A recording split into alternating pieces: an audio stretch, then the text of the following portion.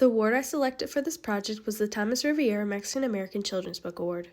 This award was created by Texas State University's College of Education in 1995. It was made in honor of Thomas Riviera, the first Mexican American to be selected as a distinguished alumnus at Texas State University.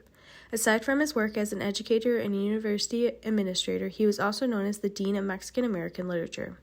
Riviera strongly believed that Hispanic communities and individuals would become stronger if they received a high-quality education, and this award helps keep that idea alive and encourages other members of the Hispanic community to play their part in fulfilling this prophecy for future generations. The sponsor of this award is Texas State University's College of Education. The director that oversees the award is Nancy Valdez-Gaynor. The selection process begins with a regional committee made up of people selected by the director who narrow the list of nominated books before the national committee makes the final selection. The national committee, currently made up of Denise Davila, Patricia Encio, Orvila Garza de Cortez, and Sergio Martinez, makes the final book selection and oversees the award events and other related activities. The award is still ongoing. Nominations can be sent each year until November 1st, and winners are announced in February of the next year. The latest winner are A Seed in the Sun and Tumble. My first book talk covers The First Rule of Punk by Celia C. Perez. First, it's important to introduce you Malu. She's often introduced by her mother as Maria Luisa, which is her full name, but you should only call her that if you want to annoy her. She's a 12-year-old self-proclaimed punk who loves rock music, making zines about things that interest her, skateboarding, and soy riso, but hold the cilantro because she hates it. The story follows Malu when she moves to Chicago after her mother gets a new job as a university professor, which results in her having to leave her father and the life she's always known behind. While navigating her life in a new city and at a new school, she begins to discover who she is and learns to start embracing both halves of herself, her love of punk from her father and her Mexican heritage from her mother.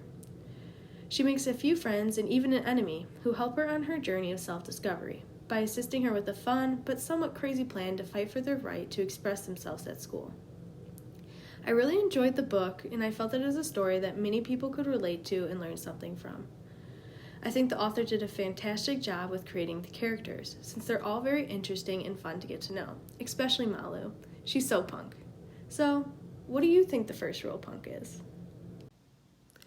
My second book talk covers Becoming Naomi Leon by Pam Munoz Ryan.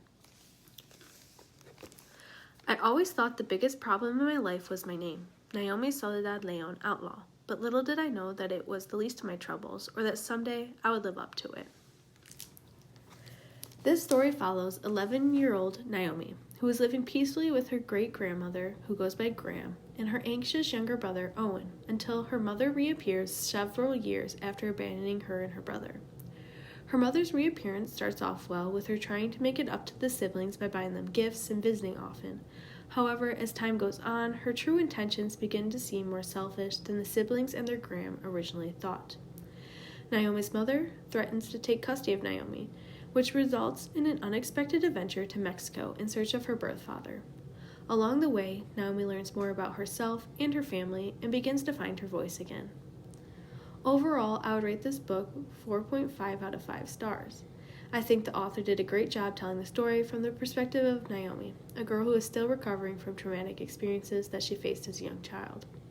She does a fantastic job of capturing Naomi's feelings and thoughts and putting them into words.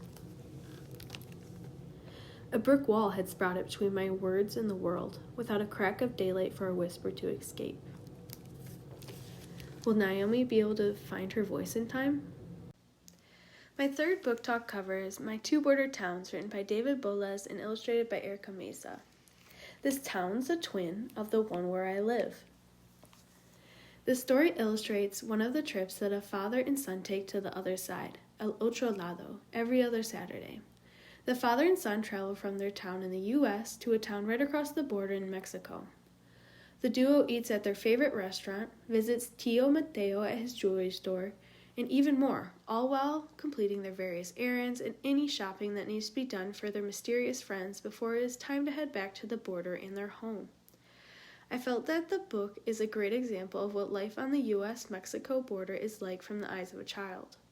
The illustrations perfectly demonstrate the similarities and differences between the two border towns, and I would recommend this book to children and adults because the illustrations are gorgeous, The story brings attention to important topics, and it shows what the topics look like from a child's point of view. Before we head home, there is one last stop. The most important visit, Dad says. Who are the duo visiting last? To get medallions to feature on a display with book award winners like the ones I discussed, you will have to email the book award to request stickers, and arrangements can be made to sell the seals at a cost. I learned that the award does not currently have a system set up for libraries to order the seals, and was told about this alternative process by reaching out to the award's contact and director, Nancy Valdez Gaynor. You can check out my references here. Thanks for watching.